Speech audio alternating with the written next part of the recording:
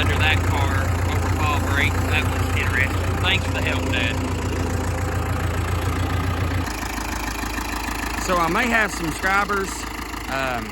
subscribers, there we go, that still has some questions about this thing. I probably explained a little bit of it back when I first got it, but I haven't really talked much about it.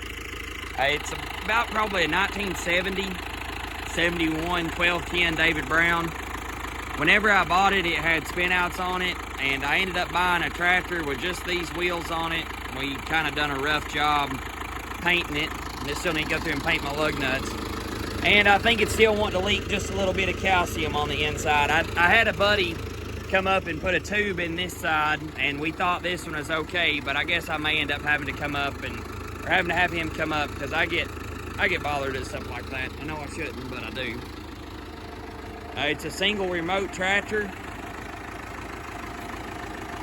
These tires are about really gone anyways, but I mean, I pretty much gave scrap for the tractor. Got the tractor and a loader on it. So the main reason I bought this tractor is because it was four-wheel drive. I don't see many David Browns in this part of the country, let alone a four-wheel drive one. And answer me this, where else could you find a used 65 horsepower four-wheel drive tractor with a hydraulic remote and everything works for the price of a used Honda Civic? Now, this is the only downfall about this tractor, is it does have the Kramer axle. From what I hear, if those U-joints go out, it's big bucks, but everything seems to be tight. So follow along and I'll show you what we're going to do with it tonight. Oh yeah, while I'm on the way up to the house, let me throw in some clips from, I don't know, 3-4 weeks ago.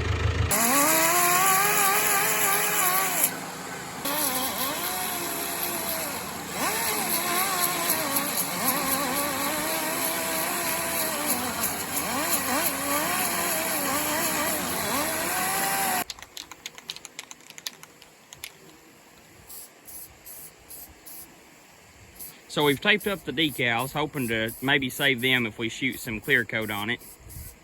I'll go ahead and tell you a little bit about why tractor spray paint jobs get a bad rap. Number one thing, they don't ever work anything down. They just leave it all rough, and they spray over hoses, they spray over decals, they spray on tires, everything. They never just take time and take pride. Spray paint tractor jobs really ain't that bad if you take your time, but it's got to be something that's you got to take pride in. But that's where they get such a bad rap, is people just don't take time, tape stuff up, sand stuff down. Actually, not too bad. All right, so here was the finished product of the clips that I showed you. There's the nose cone, and there's the hood. I know it's awfully bright in this garage with the door open. We decided we would bring the tractor up here, me and my buddy Aaron, and we thought we'd take the wheels off. I have never seen lug nuts that hard to get off before. And I'll show you something else that's interesting too.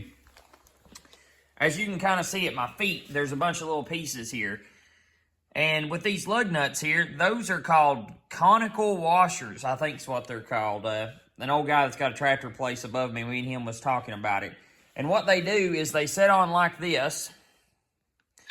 Then you put your lug nut on like that, and it pushes this washer up into the wheel. Now, I'm going to see if I can get some footage of me cleaning this up. I'll kind of show you some of the processes that I go through, some of the different tools that I use. I will go ahead and give you a warning. It will be loud because the air compressor will be going in the back.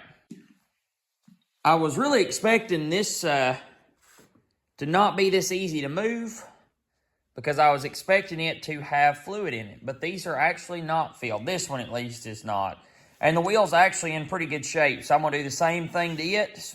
Smooth it down, sand it down, and just brush some of that real thick, heavy paint on like I did the back wheels. It seemed to work out pretty good that way.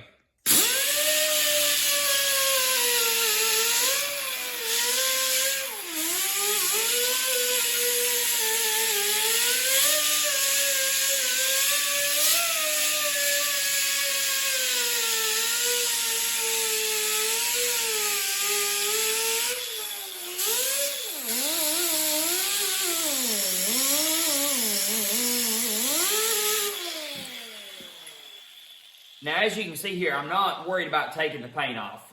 In reality, if I was wanting to do a nice restoration, I would be. But right now, I'm just worried about knocking off any loose paint that could come off and not stick paint. So.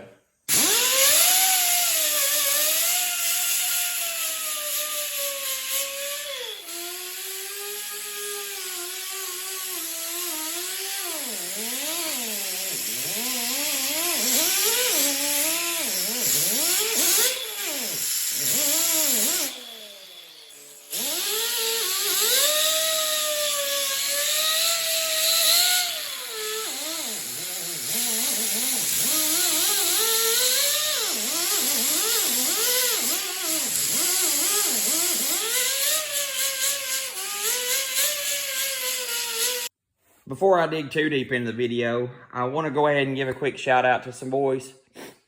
Shade Tree Tractor Repair. It's Jeremy Harmon and his dad, Mike. There are some local boys around here. This rim was real bad, rotted out around the valve stem. And Jeremy, he was able to get a piece of metal in there and kind of smooth it all down and fix that for me. So I want to give him a shout out. I told him, I said, don't worry about putting any fluid or anything back in these because I think that axle's heavy enough. But there was probably no hope in finding a rim that was exactly like this. So big shout out to those boys that helped me get that fixed up.